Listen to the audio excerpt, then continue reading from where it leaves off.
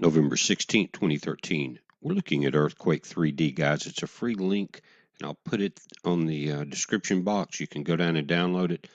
But we've had an earthquake that came in as a 7.3, but it's now classified as a 6.8, and it's in an ancient fault zone. And I've been watching for this just to see if it would happen, if there would be any coincidences in an ancient tale that goes back into the Sumerian and Anunnaki days with an approaching system to Earth. And let's take a look at this. There's an ancient fault zone that's that U that comes from the tip of South America around down into the Antarctic. Look at that, guys. And I believe this fault zone it goes back to the time of the ancient floods. Situation would look like down here before I did a video on it. But guys, that old video that I did called the Nibiru Chronicles, and I'm going to put a link to it. It's in detail. But this is what has it listed now in the Scotia Sea as a 6.8. Now it came in again as a 7.3. Now, where's Ison? Is it on the lower side of the Earth or is it on the top? It's already on the lower side. Let me pull this up and we'll back this out. Just look at the ecliptic on the situation here. And you can see, you can look over at Mercury and Venus. You can look at the moon. Ison is below us. It's dipped below the ecliptic. So any of magnetic effect on it and the Earth would be below this. Now the legend goes to talk about the old Nibiru system that came in. This is the YouTube video. Again, I'll put a link to it. If you haven't seen it, it's a part of a series. If you're interested in the Lost Book of Enki, to me it's very interesting. I want to read you part of it. It says, then the sound of rolling thunder boomed, lightning the skies lit up. Depart, depart, Utu to the Anunnaki gave the signal. Crouched in the boats of heaven, the Anunnaki heavenward were lofted. In Surabak, 18 leagues away, the bright eruptions by Ninigale were seen. Bottom up, the hatch. Ninigale to Zirasudra shouted. Together, the trap door that the hatch concealed, they pulled down. Watertight, enclosed completely was the boat. It was inside, not a ray of light penetrated. On that day, on that unforgettable day, it said, in the white land at the bottom, the earth's foundations were shaking. Then with a roar to the 1,000 thunders, what? Remember in Revelation, the thunders told to seal that part of? Off its foundations, the ice sheet slipped. By Nibiru's unseen net force, it was pulled away into the South Sea, crashing one sheet of ice into the ice sheet.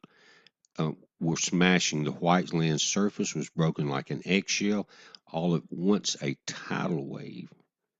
Now, pause this and read it, guys. It talks about then the Anunnaki in their celestial boats watched. And they're talking about the legend of Noah. You have to go and watch the video. It's too detailed for this short one. But the celestial boats lifted, the Anunnaki watched. The earth drowned, except for Noah in the ark. And guys, there was not one of every creature, one of every flesh. It would be no way possible. God works in a natural way. What they had, and if you'll read this, is they had a DNA bank stored of all the living creatures on that ark.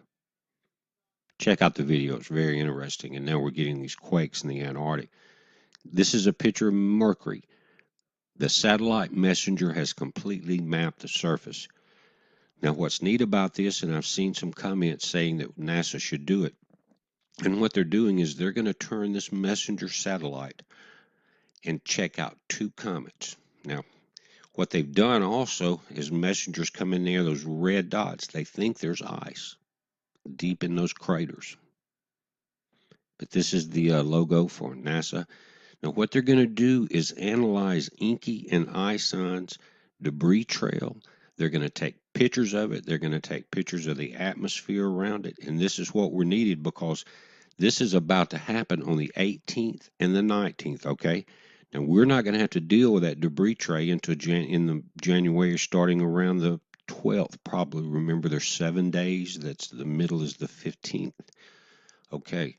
But what Mercury and what they're going to do, not Mercury, but Messenger, and it's going to take them a day or so, they said, to get the images back. But that's still going to give us, a couple of months to get to see it.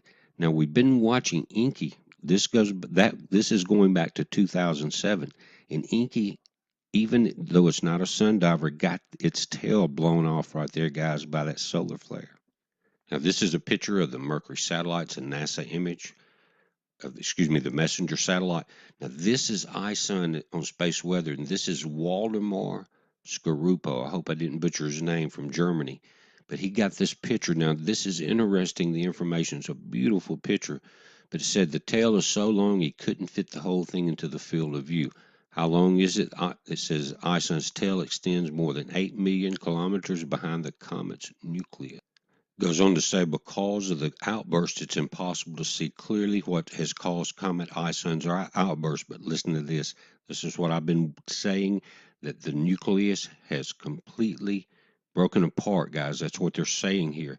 One possibility is the fresh veins of ice are opening up in the comet's nucleus, but it possibly has completely fragmented.